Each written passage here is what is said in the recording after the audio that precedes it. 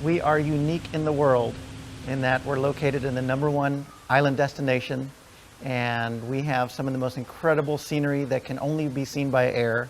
And what better place for pilots to come and fly a Cirrus around the islands of Hawaii.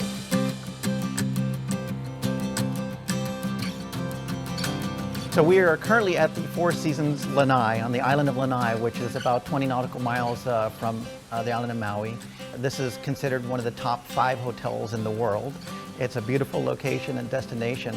Four Seasons has been so proactive in bringing in quality activities for their guests. We want to accommodate pilot customer that comes to visit to give them a great experience. So we're really proud we have a certificate of excellence from TripAdvisor. And who would have thought that a general aviation activity would be one of the top 20 things to do on TripAdvisor in Hawaii, in Maui especially.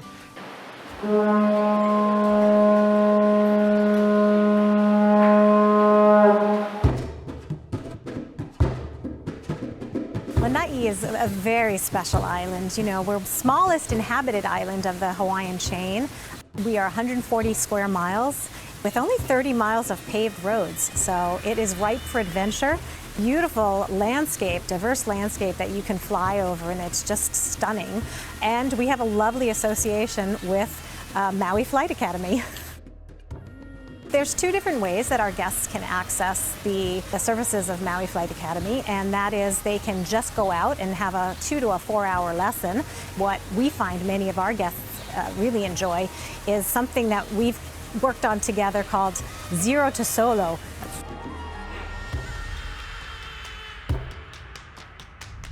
We offer 213 rooms. Our decor is Hawaiian, Polynesian. We call it understated elegance. You have a wealth of activities that you can do on land, on sea, and of course on air. Many of the activities are managed by Four Seasons that we offer here at the resort, and guests can go horseback riding, UTVing in Polaris vehicles. They can go out as long as scuba, snorkeling, hiking, biking, you name it. We can arrange a lot of things. The airport up in Lanai City is about 1,600 feet above sea level, so it's a very different climate than what we have here at the beach resort. Very mountainous and pine trees all over the place. It's a very diverse topography that we have here on the island.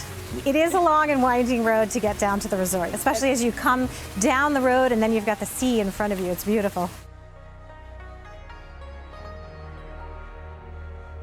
We get several different kinds of pilots that come fly with us. One of them is the bucket list. They want to get the 50th state in their logbook. We get people who want to train, get their private pilot license, their instrument license, maybe do a flight review or an instrument proficiency check.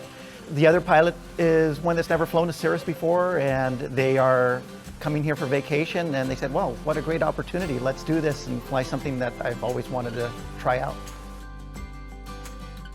We've had many people who just showed up, had no idea what activities were available here, and they chose to do an intro flight. We've had many people do their very, very first flight experience ever, and then today their own airplane or their own jet even. A lot of pilots' experience is they've never flown at 500 feet off the deck. We go down at 500 feet along 53 miles of the shoreline of the Big Island, and it's waterfall after waterfall, and their head is out the window, and I'm just there looking for traffic and calling out checkpoints and making sure that things are running smoothly. We have some of the most stunning scenery that you could possibly imagine. We have airports that are on the ocean where 50-foot waves will crash onto the threshold of the runway, and we try and time our approaches so that the waves don't hit the airplane.